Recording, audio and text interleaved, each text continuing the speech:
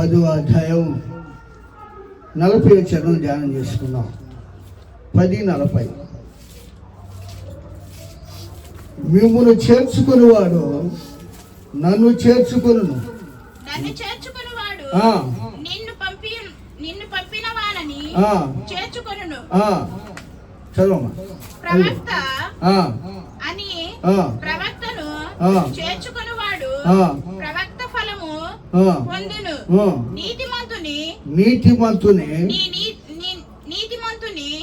చేర్చుకొనువాడు నీతిమంతుని ఫలము పొందును. మరియు శిష్యుడని ఎవడు ఈ చిన్నవారిలో ఒకనికి గిన్నెడు త్రాగనిచ్చును, వాడు తన ఫలము పోగొట్టుకునే నిత్యముగా నీతో చెప్పుచున్నాను. ఈ మాటలు ఎవరు మాట్లాడుతున్నారంటే యేసు ప్రభు వారు మాట్లాడుతున్నాడు శిష్యులతో. మీరు వెళ్ళండి, ఆ గ్రామానికి వెళ్ళి ఏం చేయమంటాడు, ఆయన సువార్తను ప్రకటించండి. అయితే ప్రభువారు వారికి ఇస్తున్న యొక్క శ్రేష్టమైన మాట ఏమిటంటే, మిమ్మల్ని ఎవరైతే చేర్చుకుంటారో వారు నన్ను చేర్చుకుంటారు. Praise the lord. సేవకుడు చేర్చుకుంటే ఎవరు చేర్చుకున్నట్టమ్మా? దేవుడు చేర్చుకున్నట్లే. హల్లెలూయా, హల్లెలూయా. కనుక నీతిమంతుడు చేర్చుకుంటే నీతిమంతుని యొక్క ఫలాన్ని పొందుకుంటారు. ఎవడు నా శిష్యుడని గుక్కి చన్నీళ్ళు ఇస్తాడో వాడు తన ప్రతిఫలాన్ని పోగొట్టుకోడని యేసయ్య నిశ్చయముగా అంటే తప్పనిసరిగా దీవిస్తున్నాడు వాళ్ళని. Praise the Lord. దేవుని బిడ్డలారా, యేసు ప్రభు వారు చేపలు పట్టే జాలరును పిలిచారు కదా, మీరు సర్వలోకములకు వెళ్ళి సర్వ సృష్టికి సువార్తను ప్రకటించమన్నాడు. వారికి అధికారం ఇస్తున్నాడు యేసయ్య. దేవుని బిడ్డలారా, లేఖన భాగంలో చూసినట్లయితే మరి ఒక దేశంలో భయంకరమైన కరువు వచ్చింది. ఎలాంటి కరువు అంటే తినటానికి తిండి లేదు, తాగటానికి నీళ్లు లేవు. భయంకరమైన కరువు ఆ దేశంలో. ఆ కరువు రావటానికి గల కారణం ఏమిటంటే విగ్రహారాధన ఎక్కువైపోయింది. దేవుని భయం లేదు ఆ ఊర్లో, దేవుడి యొక్క సన్నిధి లేదు, దేవుని బిడ్డలను ప్రేమించే స్వభావం లేదు. ఎందుకయ్యా అంటే ఆ ఊరి మీద దేవుని ఉగ్రత నిలబడింది. వర్షం లేదు ఆ ఊరికి, దీవెనలు లేవు, ఆశీర్వాదాలు లేవు, కరువు వెంటాడుతుంది. అలాంటి కరువులో దేవుడు ఏలియాతో మాట్లాడుతున్నాడు. ఏలియాతో ఏమంటున్నాడంటే, దేవుని బిడ్డలారా, ఏలియా దేవుని సముఖంలో ప్రార్థన చేస్తున్నాడు. అయ్యా నన్ను ఏం చేయమంటావు అయ్యా అని ప్రార్థన చేస్తుంటే దేవుడు అంటాడు కదా, ఏలియాతో దేవుడు అంటాడు కదా, 2వ వచనం 17:2, 1 రాజులు 17:2. పిమ్మట యెహోవా వాక్కు అతనికి ప్రత్యక్షమై, నీవు ఇచ్చట నుండి తూర్పు వైపునకు పోయి యోర్దానుకు ఎదురుగానున్న కెరీతు వాగు దగ్గర దాగి ఉండు అంటున్నాడు. ఆమేన్. ఏమంటున్నాడమ్మా? సేవకుని దేవుడు దాక్కో, కెరీతు వాగు దగ్గరికి వెళ్ళి నువ్వు అక్కడ దాక్కో ఏలియా. ఏంటి ప్రభు అంటే, యెజబెలు దేవుని యొక్క బిడ్డను చంపుతుంది. దేవుని యొక్క భయం లేదు, దేవుని ప్రేమ లేదు, దేవుని యొక్క సన్నిధి లేదు. దేవునికి విరోధమైన ఆరాధన చేస్తూ వ్యర్థమైన ఆరాధన చేస్తుంటే ఆ దేశం మీదకి భయంకరమైన దేవుని ఉగ్రత వచ్చేసింది. కరువు. ఆ యొక్క కరువుకి అనేకులు తలడిల్లుతూ ఉన్నారు. ఈ కరువు తట్టుకోలేక చూడండి, ఈ యొక్క భయంకరమైన కరోనా వచ్చిన కాడి నుంచి కూడా దేశానికి ఎట్లా ఉందమ్మా? కరువు. తినటానికి సరిగా తిండి లేదు, కట్టుకోవడానికి బట్టలు. మరి నిజంగా చూసినట్లయితే ఎటన్నా వెళ్ళాలన్న మంచి ఉద్యోగాలు లేవు. చదువుకున్నారు చాలా మంది, పాపం వలస వెళ్ళిపోతున్నారు. కానీ మరలా అక్కడ ఏ తెగులు వచ్చి పడుతో, ఏమంటారో, చట్టాలు ఏమైపోతాయో, పరిస్థితులు ఏమైపోతాయో, భయంకరమైన మార్పులు జరుగుతున్నాయి భూమి మీద. కారణం ఏంటంటే ప్రభు త్వరగా రాబోతున్న దినాల్లో మనం ఉంటున్నాం. హల్లెలూయా, హల్లెలూయా. అయినప్పటికీ దేవుని బిడ్డలారా, దేవుడు ఏలియాతో అంటున్నాడు, ఏలియా నువ్వు ఎక్కడికి వెళ్తావు అంటే కెరీతు వారి తూర్పు వైపున యోర్దాను నది ఉంది, పక్కనే కెరీతు చిన్న వాగు ఉంది. ఆ వాగు దగ్గర దాక్కో ఏలియా అంటున్నాడు. ఏంటి ప్రభువా దాక్కోమంటున్నావు అంటే, దేవుని సేవకులను కూడా చంపుతున్న దినాలు, భయంకరమైన దినాలు. అక్కడ దాక్కో. దేవుడు ఏదైతే చెబుతాడో సేవకుడు అదే చేస్తాడు కానీ సొంతంగా ఏది చేయడు. ఎక్కడికి వెళ్ళమంటాడో అక్కడికి వెళ్తాడు, ఎక్కడ ఉండమంటాడో అక్కడ ఉంటాడు, ఎక్కడ కూర్చోమంటాడో అక్కడ కూర్చుంటాడు, ఏది తినమంటాడో అది తినిపిస్తాడు, ఏది తాగమంటాడో అది సేవకులు, నిజమైన సేవకులు చేసే పని. Praise the Lord. దాగి ఉంటే ఏలియాకి ఎక్కడి నుంచి వస్తుందో తెలుసా బిడ్డారా? ఆహారం కాకుల ద్వారా దేవుడు ఏలియాకి ఆహారం పంపిస్తున్నాడు. హల్లెలూయా, హల్లెలూయా. చూసారా, సేవకుని కాపాడాలి కనుక ఏ రాజు అయితే అహాబు రాజు ఏలియాని చంపాలనుకున్నాడో ఆ ఇంటిలోని వంటవాడు ఏం చేస్తాడంటే ఆ యొక్క రొట్టె ఉండిన కూర మాంసం దానిలో పొట్లం కట్టి అక్కడ పెడితే కాకులు తీసుకుని వెళ్ళి ఎక్కడ ఎవరికి ఇస్తున్నా తెలుసా? ఏలియా ఆ యొక్క వాగు దగ్గర మోకాళ్ళ దండేసి ప్రార్థన చేసుకుంటుంటే ఏలియాకు ముందుకు తీసుకొచ్చి ఇస్తున్నాయి కాకులు. హల్లెలూయా. కాకులు ఏంటి మాట? అసలు కాకులు మాట్లాడతాయా? కాకులు కూడా దేవుని మాటకు లోబడి అంటే కనుక ఏలియాని దేవుడు పోషిస్తున్నాడు. ఏలియా ఆ కాకులు ఇచ్చిన మరి ఆహారాన్ని తింటూ మరి దేవుని ప్రార్థన చేసుకుంటూ ఉన్నాడు. యోర్దాను నదిలో నీళ్లు ఎండిపోయాయి. ఏలియాతో దేవుడు అన్నాడు కదా, ఏలియా ఆహారం తిని నువ్వు ప్రయాణం వచ్చి మళ్ళీ ఇంకొక ఊరు వెళ్ళాలి అన్నాడు. హల్లెలూయా, హల్లెలూయా. ఎక్కడికి వెళ్ళమంటున్నాడంటే 8వ వచనం కూడా చదవమా? అది అధ్యాయం 8వ వచనం. అతనికి ప్రత్యక్షమై సెలవిచ్చెను, సీదోను పట్టణము సంబంధమైన సారెపతను ఊరికి పోయి అచ్చట ఉండుము, నిన్ను పోషించుటకు చూసారా దేవుని బిడ్డారా? యేసయ్య దేవుడు మాట్లాడుతున్నాడు సేవకులతో. సేవకుడు నీళ్ళు అయిపోయింది, ఆహారం ఆగిపోయింది, మరలా ఎక్కడికి వెళ్ళాలమ్మా? సారేపతి ఊరికి వెళ్ళమన్నాడు, సీదోను పట్టణానికి. వెళతంటే ఆ యొక్క పట్టణంలో భయంకరమైన కరువు, తినటానికి తిండి లేదు. ధనవంతులు గొప్పవారు అనేకులు కూడా ఊరు వదిలిపెట్టి ఎక్కడ పనులు దొరుకుతాయా, ఎక్కడ డబ్బులు దొరుకుతాయా, ఎక్కడ అవసరాలు తీరుతాయని కరువుకు తట్టుకోలేక ప్రాణాలు కాపాడుకోవాలి కాబట్టి అక్కడికి వెళ్ళిపోయారు, అటు ఇటు వెళ్ళిపోయారు. కానీ ఒక విధవరాలు ఉన్నది, ఆమె సారేపతి విధవరాలు. ఆమెకు ఒక కుమారుడు ఉన్నాడు. వాళ్ళు అనుకున్నారు కదా, ఈ యొక్క రొట్టె చిన్న మధ్య మీద కొద్దిగా పిండి ఆ యొక్క రొట్టె చేసుకొని తిని వాళ్ళు కూడా చచ్చిపోదాం అనుకుంటున్నారు. అక్కడ భయంకర మరణం వెంటాడుతుంది కరువుకి. అలాంటి పరిస్థితుల్లో దేవుడు ఏలియాని అక్కడికి పంపించాడు. కరువు దినాల్లో పంపించి అంటున్నాడు కదా, ఏలియా అన్నాడు కదా, అమ్మా మరి 12వ వచనం చదవమ్మా. అందుకతడు లేచి సారేపతనుకు పోయి పట్టణము గౌని వద్దకు రాగా ఎదురాలు అచ్చట కట్టెలు ఏరుకొనుచుండుట చూచి ఆమెను పిలిచి త్రాగుటకై పాత్రతో కొంచెం నీళ్లు నాకు తీసుకొని రమ్మని వేడుకొనేను. ఏలియా అన్నాడు, అమ్మా నడిచి వస్తున్నానమ్మా, మీ ఊరు చాలా అలసిపోయానమ్మా, నాకు కొద్దిగా ఏమన్నాడమ్మా, మంచినీళ్ళు అమ్మా అని అడిగాను. అప్పుడు ఆమె మంచినీళ్ళు తీసుకొని రాబోతుంటే అప్పుడు అన్నారు కదా, ఇంకొక మాట కూడా అన్నాడు,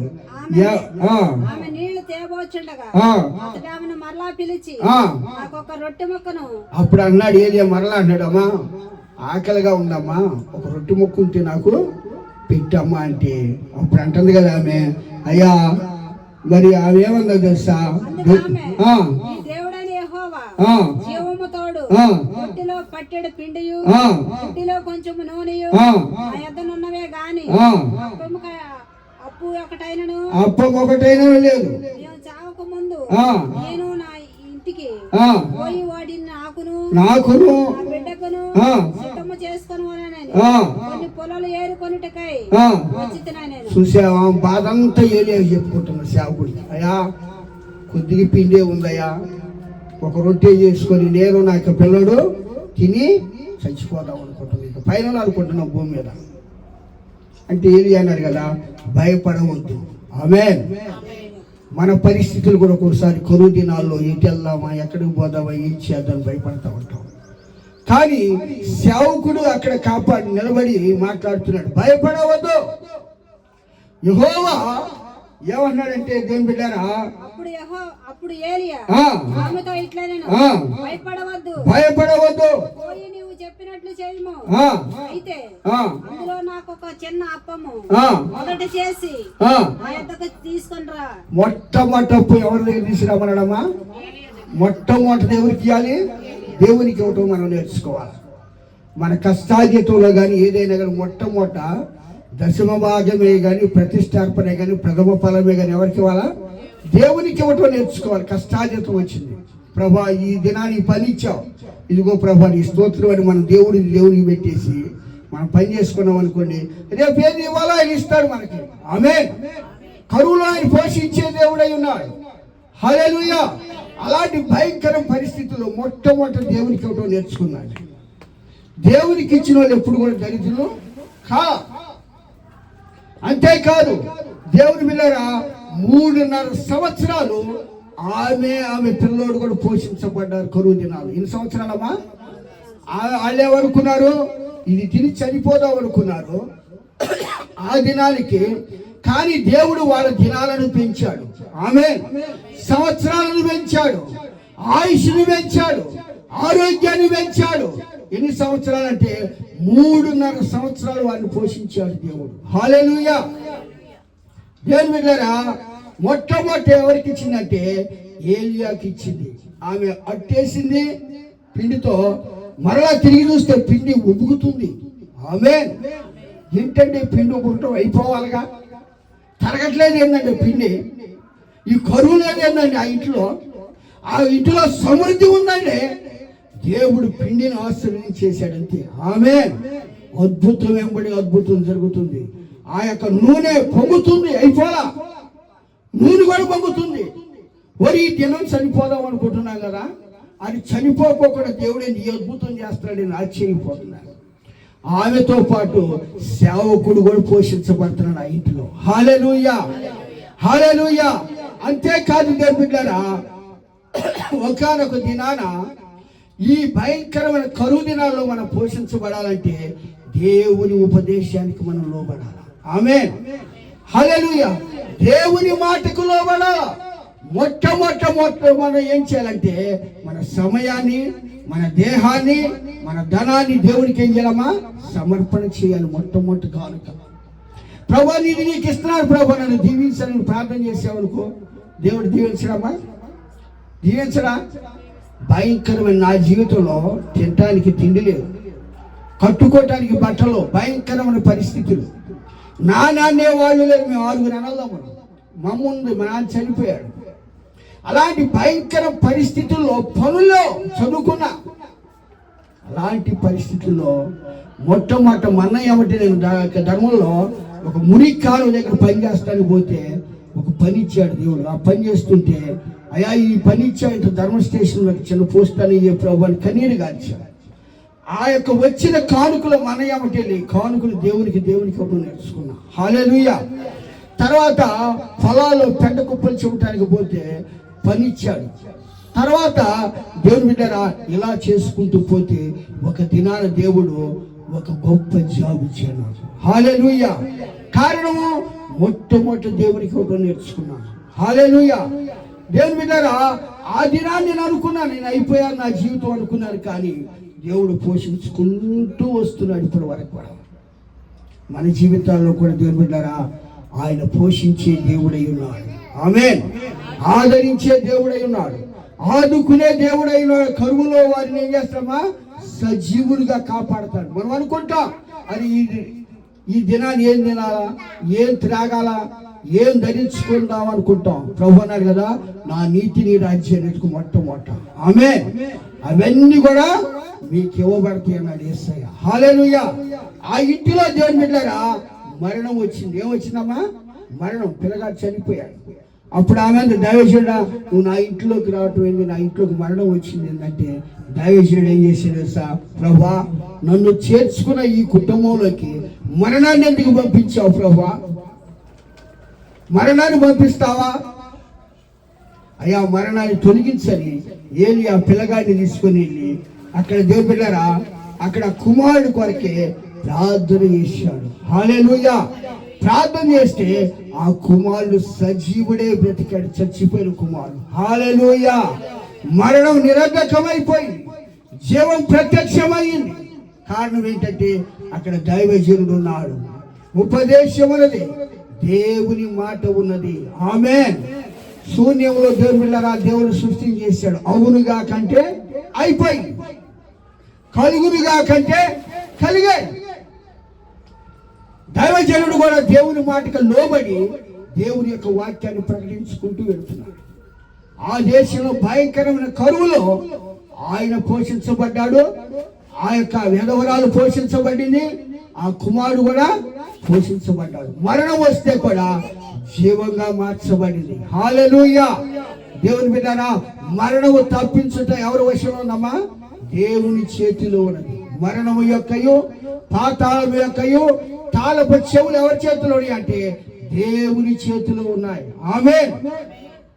ఒకనొక దినాన భయంకర మరణం నన్ను వెంటాడుతుంది. నేను అనుకున్నాను ఇక ఈ భూలోకంలో నా దినాలు పూర్తయి అనుకుంటే ప్రభు నాతో మాట్లాడుతున్నాడు, భయపడకు, నేను నీకు తోడై ఉన్నాను, నేను నీ దేవుడనని దేవుడు నాతో మాట్లాడుతున్నాడు. హల్లెలూయా. దేవుని బిడ్డలారా భయంకరమైన పరిస్థితులు మనం వెంటాడుతాయి. మరణం వెంటాడుంది, కరువు వెంటాడుది, పరిస్థితులు తారుమారవుతాయి. అయితే మనం ఎవరైనా చూడాలంటే జీవము కలిగిన దేవుని వైపే మన మనసు నిలపాలి. హల్లెలూయా. ఆయన మాట మీద మనం ఆనుకొని ఉండాలి. ఆ సేవకుని చేర్చుకోవటం వల్ల ఆ కుటుంబంలో కరువు పోయింది, మరణం పోయింది, జీవం ప్రత్యక్షమైంది. హల్లెలూయా. హల్లెలూయా. దేవుని బిడ్డలారా మరి బైబిల్లో కూడా చూసినట్లయితే మరి లూకా సువార్త చూడండి, యోహాను సువార్త 11వ అధ్యాయం 25వ వచనం చూసినట్లయితే చూడమా, 11:25. యోహాను సువార్త 11:25. అందుకు యేసు పునరుత్థానమును జీవమును నేనే, నా యందు విశ్వాసముంచువాడు చనిపోయినా గానీ బ్రతుకుతాడు. ఎక్కడ బ్రతుకుతాడమ్మా? అక్కడ బ్రతుకుతాం. ఇక్కడ చనిపోయినా గానీ ఇక్కడ ముగింపు కాదు, అక్కడ ఉంది పరలోకం. హల్లెలూయా. అది నిత్యానందం, నిత్య సంతోషం, యుగ యుగాలు దేవునితో ఉంటాం మనం. అక్కడ ఆకలి నొప్పులు ఉండవు, కరువులు ఉండవు, రక్తపాతాలు ఉండవు, అలాంటి పరిస్థితులు ఉండవు. అక్కడ ఏముందంటే చెప్పనో సత్యమును మహిమాయుక్తమైన సంతోషం దేవుని రాజ్యంలో. హల్లెలూయా. ఆ రాజ్యం కొరకు మనం సిద్ధపడాలి ఈ లోకంలో. ఒకనొక దినాన యేసయ్య బెతనియా గ్రామంలో ప్రవేశించినప్పుడు ఇద్దరు వ్యక్తులు నా అక్క చెల్లెలు. ఎవరమ్మాళ్ళు? మరియా, మార్తా. యేసు ప్రభు వచ్చినప్పుడల్లా రాజు ఏం చేసేవాడంటే ఆ ఇంట్లోకి ఉండేవాడు కాదు. యేసయ్యకు వాళ్ళు రొట్టెలు చేసి పెట్టేవాడు, తినేవాడు, వాళ్ళకి దేవుని వాక్యాన్ని బోధించేవాడు. మరి అయితే ఆయన పాదాల దగ్గర ఉండి వాక్యం వింటూ ఉండేది. Praise the lord. హల్లెలూయా. ఏ వాక్యం? దేవుని మాటలు వింటే బ్రతుకుతాం మనం. ఈ లోకంలో ఉన్న మాటలు వింటే అయితే చనిపోతాం. ఉత్తమమైన దేవుని మాటలు వింటుందామే. ఒకనొక దినాన లాజరు చనిపోయాడు. వారి తమ్ముడు కబురు పంపారు, అయ్యా నువ్వు ప్రేమించే లాజరు కుటుంబంలో చనిపోయాడు అంటే యేసు ప్రభు వారు కొద్దిగా ఆలస్యం చేశాడు. తరువాత శిష్యులతో చెప్పాడు, ఇదిగో లాజరు బ్రతుకుతారు, మనం వెళ్దాం పద అని చెప్పినప్పుడు దేవుని బిడ్డలారా అక్కడికి వస్తూ ఉంటే మార్త ఏదైంది, ఏమందో తెలుసా? యేసు ప్రభువా నువ్వు ఇక్కడ ఉంటే నా సహోదరుడు చనిపోయేవాడు కాదయ్యా. ప్రభు అంటాడు కదా, పునరుద్ధానమును జీవమును నేనే. ఆమేన్. నా యందు విశ్వాసం ఉంచిన వాడు, నమ్మకం ఉంచితే చనిపోయినా గానీ బ్రతుకుతాడు. బా ఎంత గొప్ప మాటలండి ఆ మాట. ఆయన మరణపు ముళ్ళను విడిచి తిరిగి లేచాడు మనకంటే ముందుగా. హల్లెలూయా. సజీవుడే లేచాడు, మరణాన్ని పాతి పెట్టాడు. ఓ మరణమా నీ ముళ్ళెక్కడ? ఓ మరణమా నీ విజయం ఎక్కడ? మరణమును ఆయన నిరర్ధకం చేసి సజీవుడే లేచాడు. హల్లెలూయా. ఆ యొక్క పునరుద్ధానం గురించి యేసయ్య మాట్లాడుతున్నాడు. దేవుని బిడ్డలారా, యేసయ్య ఆ మాట మాట్లాడుతున్నాడు. నువ్వు నమ్ముతున్నావా అని మాటతో చెప్పాడు. అమ్మయ్యా, నేను నమ్ముతున్నాను కానీ ఆయన లోకానికి రావాల్సిన దేవుని కుమారుడు అయినా క్రీస్తు అని నమ్ముతున్నానయ్యా అన్న తరువాత దేవుని బిడ్డలారా, అక్కడ మరియ ఉన్నది, మరియ సహోదరి. ఆమె కూడా యేసు ప్రభు వచ్చుట చూచి 31 వచ్చారు చదవమ్మా. 11:31. ఇంటిలో మరియతో కూడా నుండి ఓదార్చుండుని యూదులు మరియ త్వరగా లేచి వెళ్ళుట చూచి ఆమె సమాధి వద్ద ఏడ్చుటకు అక్కడికి వెళ్ళుచున్నదనుకొని ఆమె వెంట వెళ్ళిరి.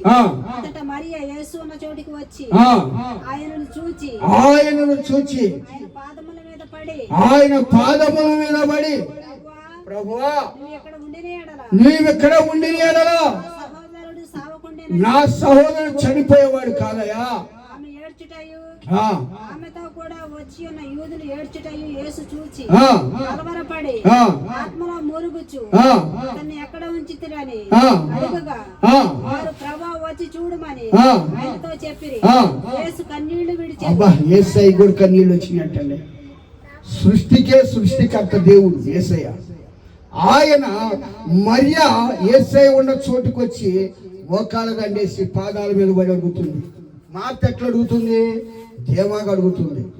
ప్రార్థన ఎట్లుండాలా? విధేయత కలిగి ఉండాలా. ధీమాగా ఉండే ప్రార్థన దేవుడు వినడం. తగ్గించుకొని విధేయత కలిగి కన్నీళ్లతో ప్రార్థన చేస్తే ఆయన పాదాలు తగిలితే దేవుడు వెంటనే ఆలకిస్తాడు. ఆమేన్.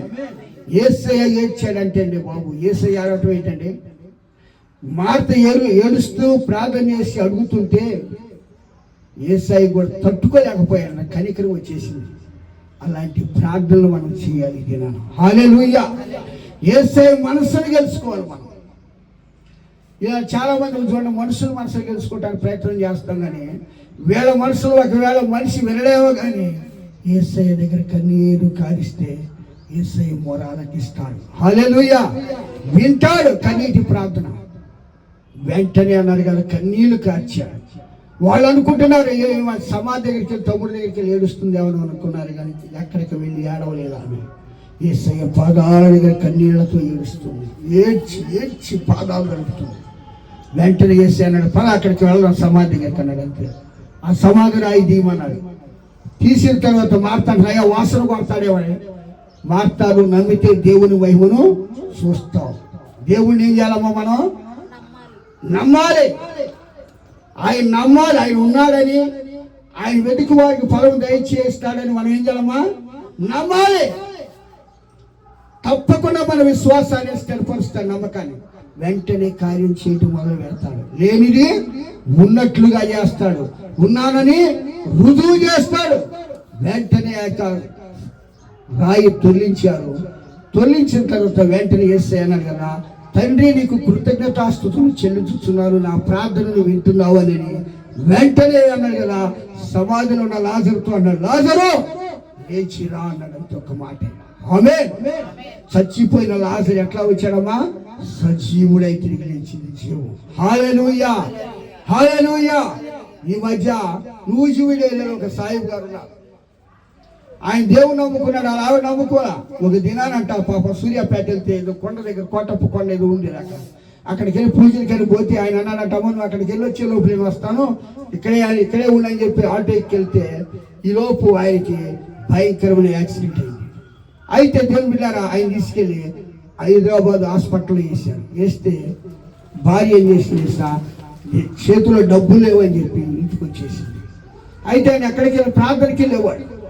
అయితే పిల్లలకి చెప్పింది, అరే బాబు మన దగ్గర పైసలు లేవు, మీ నాన్న చనిపోతున్నాడు, ప్రాణం పోతుందని డాక్టర్ చెబుతున్నాడు, నా దగ్గర పైసలు లేవు అయ్యా, మీరు పాస్టర్ గారి దగ్గరికి వెళ్ళి, మందిరంలో పాస్టర్ గారు ఉంటాడు, మీరు కూడా వెళ్ళి ప్రార్థన చేసుకోండి, మిమ్మల్ని నేను పోషించలేను, నా వల్ల కాదు, ఇదిగో నా పరిస్థితి అయిపోయిందని చెప్తే అయ్యగారు చెప్తే అయ్యగారు మోకాళ్ళు దండేసి కన్యలతో వాళ్ళతో పాటు ఏడుస్తూ ప్రార్థన చేస్తూ ఉన్నాడు. రైతులంతా మందిరంలో, ప్రభువా ఆయన చనిపోతే బిడ్డలు అనాథులైపోతారు, ప్రభువా ఆదరించు ప్రభు, ఆదుకో ప్రభు అని ప్రార్థన చేస్తూ ఉంటే దేవుని బిడ్డరా ఫోన్ వచ్చేసింది. ఏమని? ఆయన చనిపోయాడు, శవాన్ని తీసుకుని శవాల గదిని వేసేసామన్నారు. శవాల గదిని తొలిపేసేసారు. అయ్యా నా దగ్గర డబ్బులు వీలైతే తెల్లారి గట్ట వస్తామయ్యా చూసుకొని భార్య చెప్పింది. వెంటనే దేవుని బిడ్డలారా ఆ రేత్రి కాడ యేసయ్య పునరుద్ధారుడై తిరిగి లేచి శవాల గదిలోకి వెళ్తున్నాడంట. ఆమేన్, హల్లెలూయా. శవాల గదిలోకి వెళ్ళి చనిపోయిన సాయిబు గారితో అన్నాడంట, లే అన్నాడంట. అంతే. హల్లెలూయా, హల్లెలూయా. సమాధి పెట్టిలో ఉన్న ఆయన, సమాధి యొక్క దొడ్డిలో ఉన్న ఆయన లేచి అలా కూర్చున్నాడంట. ఆయన కన్నులారా యేసయ్యను వస్తున్నాడంట ఆయన. హల్లెలూయా, హల్లెలూయా. ప్రార్థన దేవుని బిడ్డలారా ఎలాంటి కార్యాలనే చేయగలడు ఆయన. హల్లెలూయా. లేచి ఆయన తలుపు కొడతాడంట. సమాధులు యొక్క మరి అట్లా కాపలా కాసేవాళ్ళు ఏంటో తలుపు కొడుతున్నారా బాబు, ఎన్ని సమాధులు అయితే చచ్చిపోయిన శవాలు అయితే అని చెప్తే తీరా తలుపు తీస్తేమని సజీవుడే లేచి నేను ఒక్కడే కనపడుతున్నాడు. బాబో అనుకుని పారిపోతాడు. హల్లెలూయా, హల్లెలూయా. ఆయన సజీవుడే అయిపోయాడు దేవుడు. ఆయన వెంటనే డాక్టర్ చెక్ చేశారు, నువ్వు ఎట్లా బ్రతికావు, నువ్వు బ్రతకడానికి ఆస్కారం లేదు, నువ్వు చనిపోయావు అంటే అప్పుడు అన్నాడు, అయ్యా నా యేసయ్య నా దగ్గరకు వచ్చాడు, నేను ఆయన కన్నులారా చూచాను. ఆమేన్, హల్లెలూయా. ఇక్కడ కన్ను మూసినా కానీ అక్కడ కన్ను తెరుస్తాం. యేసయ్యతో ఉంటే మనం నమ్మకం మాత్రం ఉంచితే చాలు. హల్లెలూయా.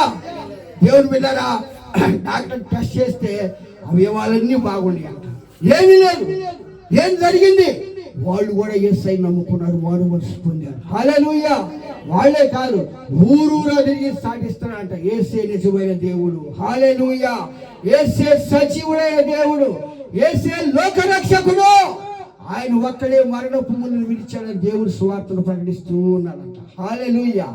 దేవుని బిడ్డ, నిన్ను కూడా దేవుడు ఆయన మరణానికి అప్పగించడం, ఆయన రాజ్యానికి వారసత్వంగా మనం తీసుకుని వెళతాడు. హల్లెలూయా. ఆయన త్వరగా రాబోతున్న దేవుడు అయినాడు. లాజరు లేచిన తర్వాత కట్లు పొమ్మన్నాడు. లోకం ఏం చేసిందంటే కట్లు కట్టింది. లోకం ఏం చేసిందంటే ఎప్పుడు ముళ్ళు అవుతుంది. ఆచారాలు, అలవాట్లు, సాంప్రదాయాలు ఇవన్నీ మనిషిని బాగు చేయవు. అమ్మా చాలా మంది చూడండి, వాళ్ళ ఆచారాలు, వాళ్ళ కట్టుబాట్లు, వాళ్ళకున్న మరి పద్ధతులు, వాళ్ళ కుల కట్టులు, మత కట్టులు ఎన్నో చూసావా, ఆ కట్లను తెచ్చేసేసాడు యేసయ్య. హల్లెలూయా. ఆ కట్లను తెచ్చి మరణపు ముళ్ళను విరిచి సజీవుడు తిరిగి లేచాడు. హల్లెలూయా. ఆయన ఒక్కడే పునరుద్ధానుడై ఉన్నాడు. ఆ యొక్క పునరుద్ధానపు శక్తితో ఇప్పుడు ఎంతమంది ఏం చేస్తున్నారంటే లాజరు చూస్తానికి వస్తున్నారు అనేకులు. హల్లెలూయా. అది చచ్చిపోయినది అటు బ్రతికారు అనుకుంటున్నారు అనేకులు. చూడండి మరి 12వ అధ్యాయం 9వ వచనం చూడమ్మా. 12:9 యోహాను 12:9. కాబట్టి సామాన్య జనులు ఆయన అక్కడ ఉన్నాడని తెలుసుకొని యేసును చూచుటకు మాత్రమే గాక మృతుల్లో నుండి లేపిన లాజరును కూడా చూడవచ్చిరి. తన బట్టి యూదులలో అనేకులు వారిని విడిచి యేసునందు విశ్వాసం ఉంచిరి గనుక. ఆమేన్, హల్లెలూయా.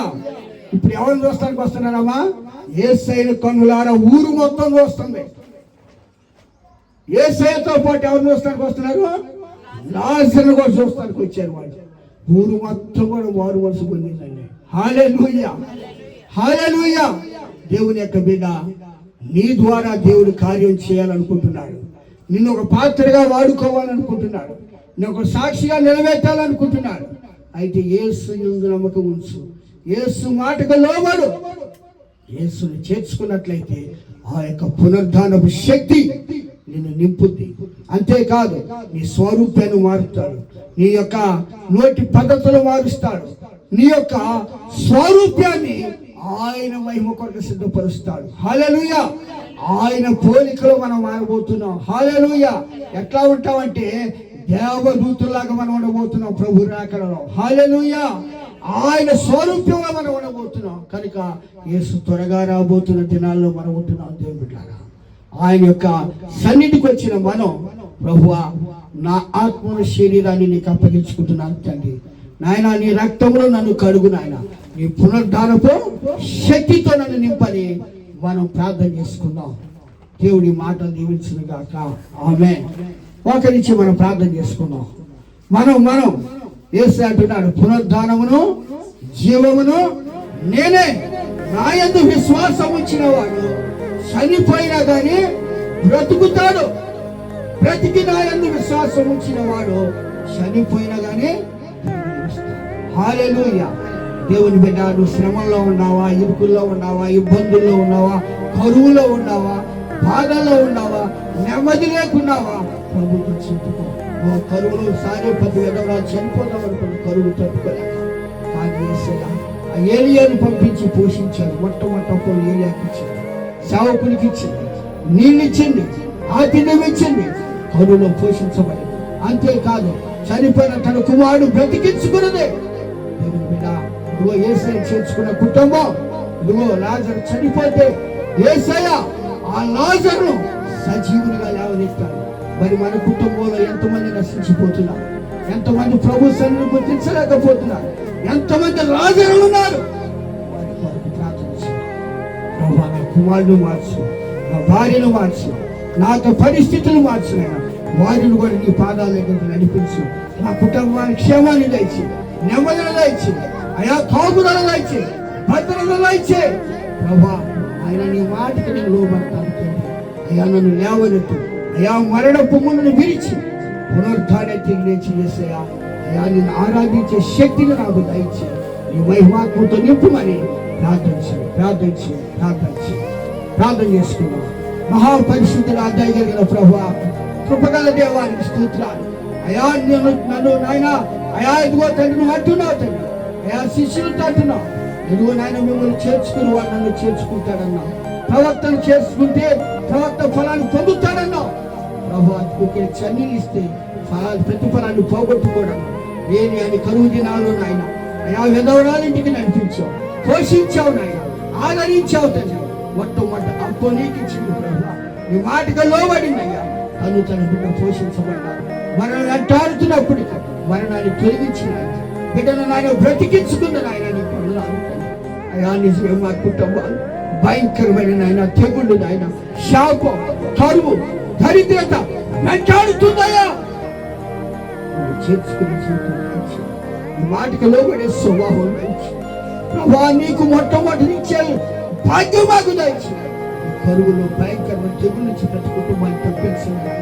అయా పనులు లేక, అయా తిండి లేక ప్రభా పరిస్థితులు అయా తారుమారులు అవుతుండగా, కుటుంబాలను నెమ్మలేకపోతుండగా కుటుంబాన్ని ఆదరించండి నాయన.